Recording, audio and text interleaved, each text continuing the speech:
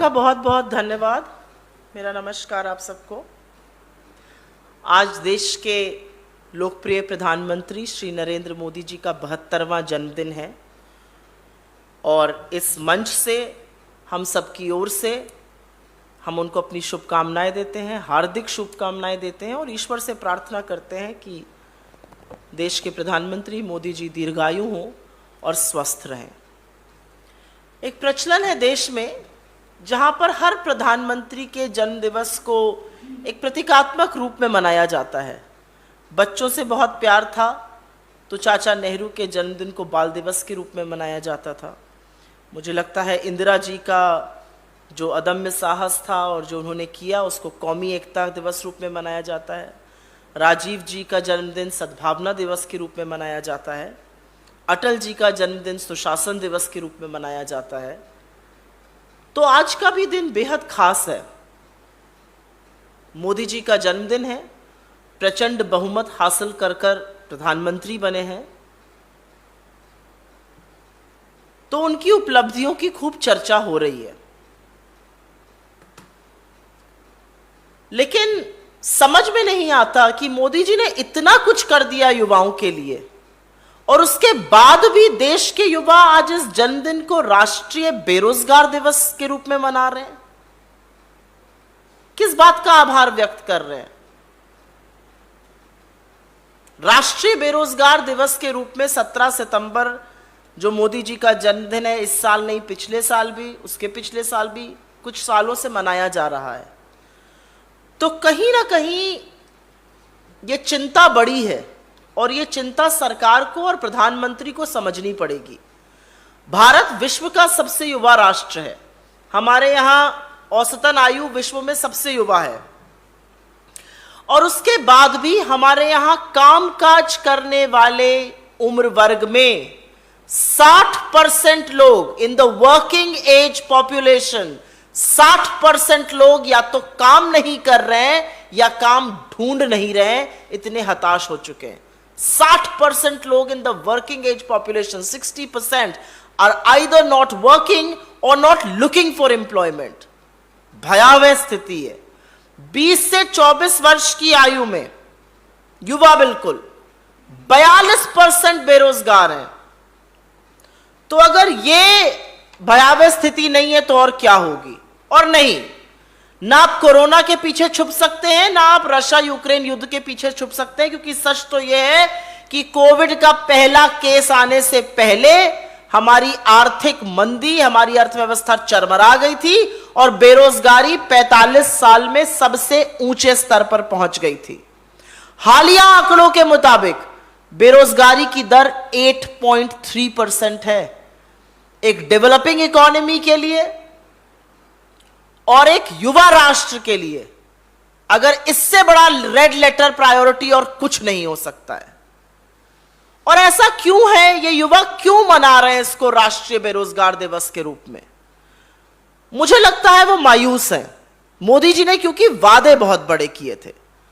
अपनी election rally के दौरान उन्होंने कहा था और बार बार कहा था कि मैं 2 करोड़ सालाना रोजगार बनाऊंगा। तो 8 साल बाद 16 करोड़ रोजगार बन जाने चाहिए थे।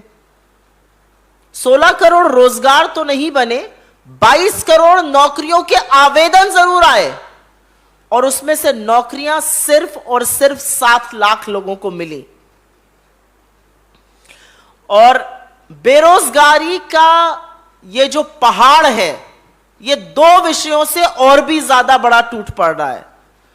पहला, ये महंगाई और घटती आय के दौरान आ रहा है। जो लोग थोड़ा बहुत कमा रहे हैं उनकी भी आय घट गई है और महंगाई बहुत है, इसलिए बेरोजगारी और भी ज्यादा चुभ रही है। और दूसरा, महिलाओं पर इसका बहुत कहर बरपा है। जो लेबर पार्टिसिपेशन रेट महिलाओं का 26% होता था, वो गिर के 15% तक पर आ गया। तो क्या मोदी जी को कोई चिंता नहीं है? मुझे नहीं लगता ऐसा होगा। आंख पर पट्टी बांध लेने से सुनाई तो जरूर देता है क्या हो रहा है देश में, और उनको चिंता है, उनको रोजगार की चिंता है, ये मैं दावे के साथ इस मंच से कह सकती हूं। हां, वो चिंता एक व्यक्ति के रोजगार की है, अमित शाह के सुपुत्र श्री जयशाह जी 2019 में बीसीसीआई के सचिव बने। उनका कार्यकाल 3 साल का था, खत्म होना था, नियम के अनुसार उनको रिटायर होना था। लेकिन अब बीसीसीआई का संविधान बदला जाएगा और उनको 3 साल तक रोजगार सुनिश्चित किया गया है। लेकिन आपके बच्चों को 4 साल की नौकरी के बाद 23 साल में रिटायर कर दिया जाएगा। यह प्राथमिकता है सरकार की। सरकार की प्राथमिकता यह है कि 60 लाख सरकारी पद केंद्र और राज्यों में खाली पड़े हैं, उसके बारे में चर्चा नहीं होगी। 2-2 साल तक सशस्त्र बलों में और आर्मी में भर्ती नहीं होगी, और जब युवा रोजगार मांगेगा तो उसको 4 साल का रोजगार मिलेगा, और वो भी तब जब उसको 23 साल में रिटायर कर दिया जाएगा। यह युवाओं की चिंता है उनकी। तो ऐसा क्यों है कि स्थिति इतनी ज्वलंत है और मुद्दे पर बात नहीं होती है? आप बेरोजगारी पर बात करके, मैं चैलेंज के साथ कह सकती हूं, यहां पर दिखा दीजिए, नहीं बात करेंगे। और इसीलिए हमारे कुछ सवाल हैं। पहला सवाल यह है कि वो 2 करोड़ सालाना रोजगार कहां है? क्या वो हवाबाजी थी? क्या वो जबानी जमा खर्च था? उसके लिए आप माफी कब मांगिएगा? दूसरा, 60 लाख सरकारी पद खाली पड़े हैं। अभी मैं निजी क्षेत्र की तो बात ही नहीं कर रही हूं, केंद्र और राज्य सरकारों को मिलाकर वो क्यों खाली पड़े हैं?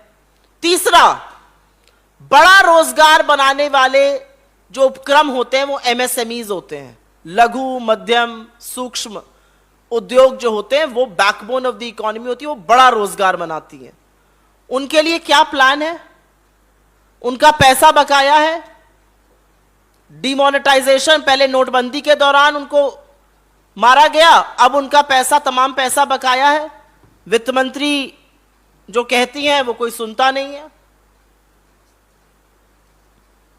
ऐसा क्यों है कि आपका महिमा मंडन तो करते हैं टीवी पर आकर निजी क्षेत्र वाले, लेकिन आप फटकारते हैं, आप ललकारते हैं, आप उनको बताते हैं कि आप श्री हनुमान जैसी ताकत है, लेकिन फिर भी वो निवेश नहीं कर रहे हैं।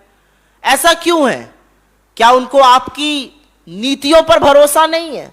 निवेश, investment is an act of faith. If they believe in your policies, if they believe in your policy framework, they will invest. लेकिन निजी क्षेत्र आज देश में इन्वेस्टमेंट नहीं कर रहा है। 32,000 हाई नेटवर्थ इंडिविजुअल्स ये देश छोड़कर चले गए हैं। आप जो भी कहते रहिए, आप जो भी आंकड़े पकाते रहिए, अगर सारा ध्यान आपका हम दो और हमारे दो पर रहेगा तो बाकी निजी क्षेत्र कैसे, कहां, कब और क्यों रोजगार बनाएगा? और एक सवाल तो बनता ही है कि युवाओं को स्थायी रोजगार देने के बजाय ये जो 4 साल के ठेके पर आप षड्यंत्र रच रहे हैं, उसी के तहत युवा अपना प्रतिकार दिखा रहे हैं। मुझे लगता है इस देश में सबसे बड़ा मुद्दा बेरोजगारी है, महंगाई है, और उस पर चर्चा नहीं होती है। हम मोदी जी से यहां इस मंच से अपील करते हैं, आपका 72वां जन्मदिन है, आपको पुनः बधाई देते हैं। और मैं वाकई में दिल से कहती हूं कि मुझे दुख है इस बात का कि आज इस देश के युवा देश के प्रधानमंत्री का जन्मदिन राष्ट्रीय बेरोजगार दिवस के रूप में मना रहे हैं। यह दुख की बात है, यह चिंता की बात है। अभी आपके पास 2 साल और हैं, युवाओं को रोजगार दीजिए, युवाओं के हक की बात करिए। और यह याद रखिए कि कोई भी इतिहास में इमारत बनाने से, गारे मिट्टी की इमारत बनाने से याद नहीं किया गया, अपने मजबूत इरादों से, अपने काम से, उससे याद किए जाते हैं लोग।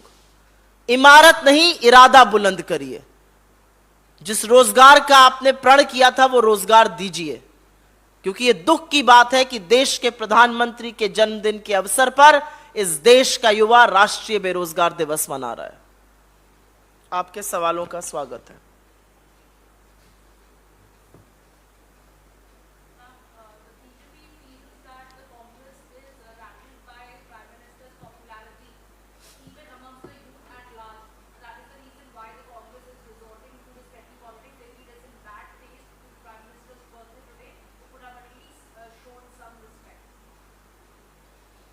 I have utmost respect for the office of the Prime Minister. I have utmost regard for the Prime Minister himself. But will that stop us from raising the most burning issue of the day? And that is unemployment. I started off my statement by emphatically stating, it worries me. It is not the Congress party that is doing this trend. This trend is being done independently by crores of youth out there who have been let down by this government. आप तो रोजगार और काम के नाम पर आए थे ना, क्या हुआ उसका? I don't think the BJP understands the extent of the damage that is being done to India's youth and to the Indian economy. It is not going to take us several years. It may actually end up taking us several decades to restore normalcy in the economy and to make the youth gainfully employed.